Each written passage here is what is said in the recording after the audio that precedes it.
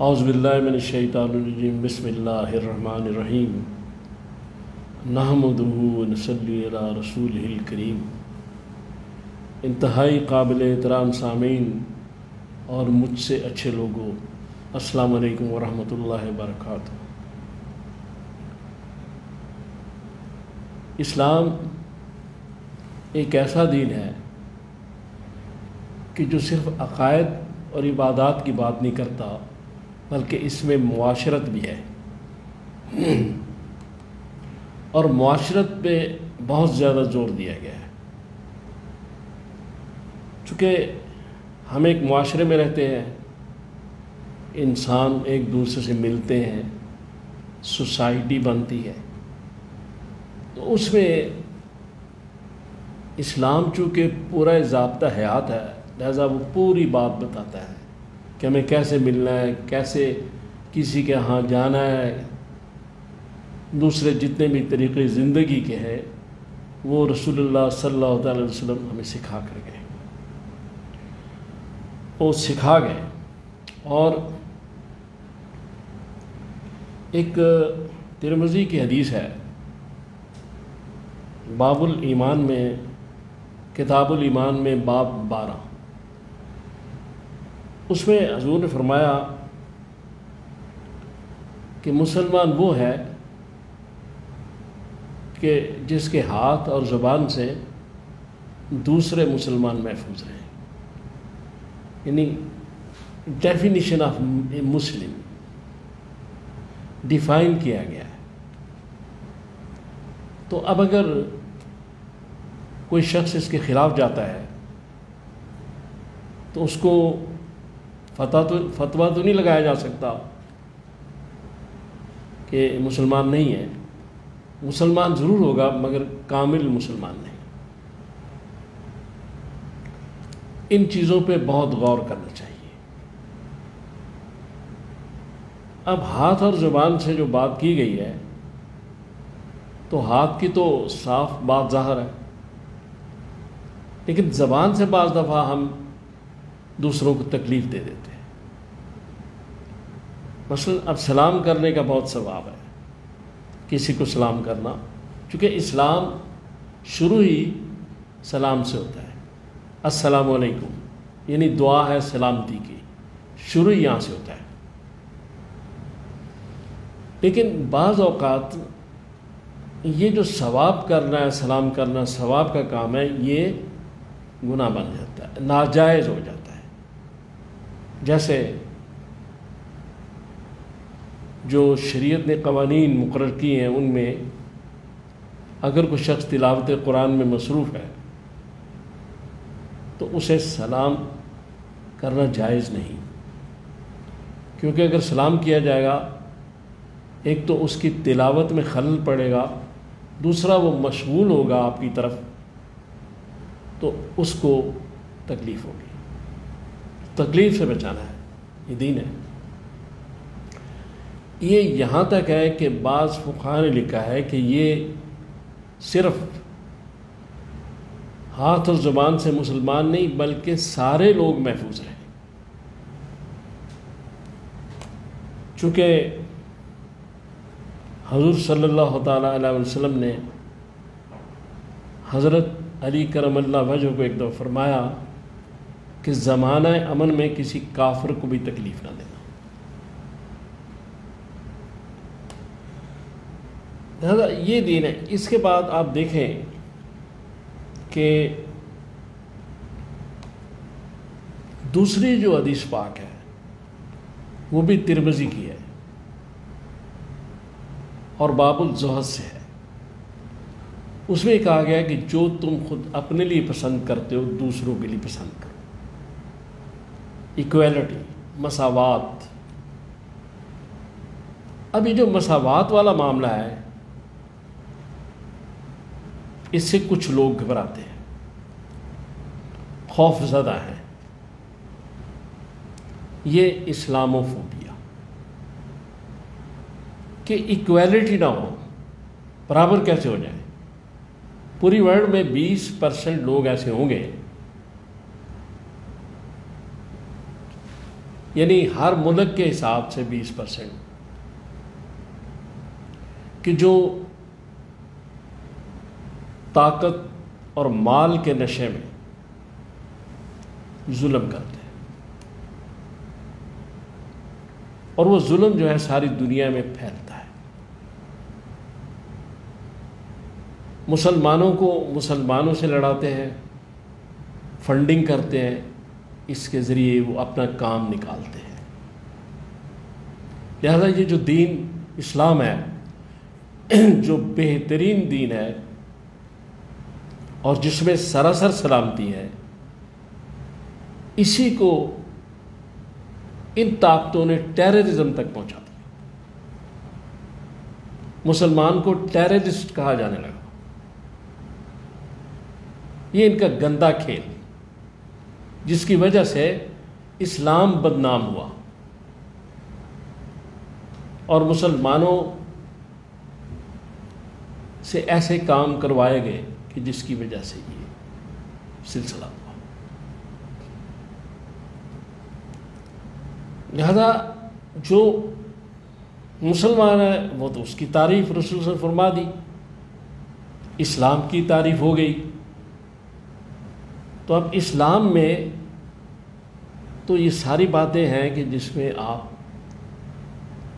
کسی کو تکلیف نہ دیں، کسی جانور کو بھی بلا وجہ تکلیف نہ دیں، گزرگاہ میں نماز نہ پڑھیں تاکہ لوگوں کا راستہ تنگ نہ ہو، اور پھر گزرگاہ میں گند نہ پھیلائیں، یعنی کیلا کھایا اور چھلکا پھینک دیا، اور اگر کوئی وہاں سے گزرا، پھسلا اور گرا اور اس کے ٹانگ میں کسی جگہ فریکچر ہو گیا۔ تو اسلام یہ چھوٹی چھوٹی لے کے بڑی بڑی بات تک ہر بات پہ بات کر رہا ہے اسلام، کہ ایسا نہ کرو۔ ضرر رسانی خلق جو ہے بہت بڑا گناہ ہے۔ حجر اسود کو بوسہ دینا بہت بڑی بات ہے، ثواب ہے، لیکن دھکا دے کے کسی کو بوسہ دینا جو ہے وہ اگر اس کو تکلیف ہو تو گناہ ہے۔ لہذا یہ ساری باتیں سمجھنے کی ہیں، دین میں ہیں، موجود ہیں، اور یہ اسلام ہے۔ اب یہ جو لوگ دین کو خراب کر رہے ہیں، کچھ ہمارے لوگ بک جاتے ہیں، کچھ دوسری وجوہات کی بنا پہ مسلمانوں کو خراب کر رہے ہیں، اسلام کو خراب کر رہے ہیں، دین کو خراب کر رہے ہیں، اسلام کو بدنام کر رہے ہیں، چونکہ وہ ایکویلٹی نہیں چاہتے، مساوات نہیں چاہتے۔ وہ حضرت عمر رضی اللہ تعالیٰ عنہ کی طرح اپنے لمبے کرتے کا جواب نہیں دینا چاہتے۔ وہ حضرت علی کرم اللہ وجہہ کی طرح جو یہودی سے چادروں لی تھی اور جس نے جھوٹ بولا تھا، وہ عدالت میں جا کے اس کا جواب نہیں دینا چاہتے، عدالتوں سے گھبراتے ہیں۔ لہذا ان لوگوں نے اسلام کو بدنام کیا اور اسلام اس مقام پہ پہنچا، حالانکہ دنیا کا سب سے اچھا دین، اس میں سب سے کائنات کی اچھی باتیں اور انسان کی زندگی کا پورا ڈسپلن اور معمول بتایا گیا۔ سورہ نور میں آیت نمبر 58 سے آگے اگر آپ پڑھیں تو تقریباً 2 رکوع ہیں جو پورے معاشرت پر ہیں، آداب معاشرت پر۔ لہذا قرآن اور حدیث اور پھر صحابہ کرام اور اولیاء کرام کو جو ایک طرز عمل ہے وہ اسلام ہے۔ ہم جب وہ دیکھتے ہیں تو ہمیں وہ چیزیں نظر نہیں آ رہی۔ بے شمار لوگوں نے اسلام قبول کیا قرآن پڑھ کر، صرف قرآن پڑھ کر، سیرت پاک کی کتابیں پڑھ کر، کیونکہ اچھی چیزیں نظر آئیں انہیں۔ لیکن جب وہ ہماری طرف دیکھتے ہیں تو یہاں خیر کا پہلو ہی کوئی نہیں۔ اس لیے ذمہ داری ہم سب پر آ رہی ہے، اور وہ جو اسلام جو یہ بھی کہتا ہے کہ آپ جس ملک میں رہ رہے ہیں اس ملک کے قانون کی پابندی کریں، اور ریڈ سگنل کراس نہ کریں، ہم وہ بھی کرتے ہیں، غلط پارکنگ نہ کریں، ہم وہ بھی کرتے ہیں۔ یہ سب گناہ ہیں شریعت کی نظر میں، لہذا ہم صرف یہ سمجھتے ہیں کہ اگر نماز نہیں پڑھی تو گناہ ہے، یہ بھی یقیناً بہت بڑا گناہ ہے، لیکن معاشرتی طور پر اور ہمارے جو معاملات ہیں ہم ان کو نہیں سمجھ رہے کہ ہم کسی کے ساتھ کیسے ملتے ہیں، کسی کے گھر کیسے جاتے ہیں، کیسے جانا چاہیے، نہ سیکھتے ہیں۔ اس لیے امام غزالی نے ایک بڑی خوبصورت بات کہی۔ آپ فرماتے ہیں کہ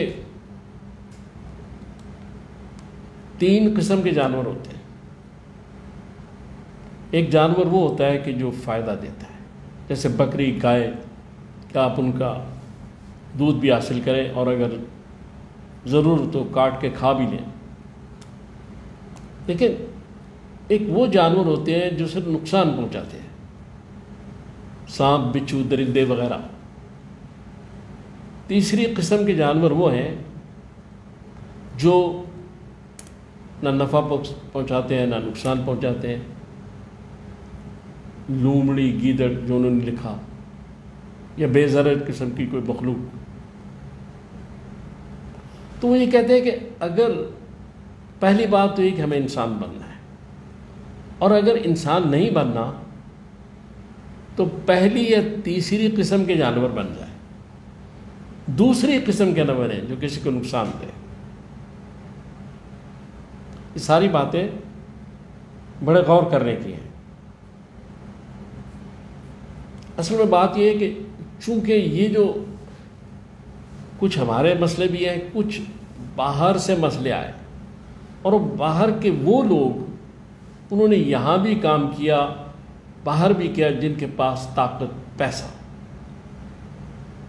اور دنیا کی بڑی بڑی حکومتیں، انہوں نے اسلام کو بدنام کرنے کے لیے 20% وہ جو لوگ تھے ہر ملک میں، انہوں نے سلامتی سے اسلام کو ٹیررزم تک پہنچا دیا۔ حالانکہ اسلام ایک حساس دین ہے، اتنا حساس دین ہے کہ وہ یہ کہہ رہا ہے کہ آپ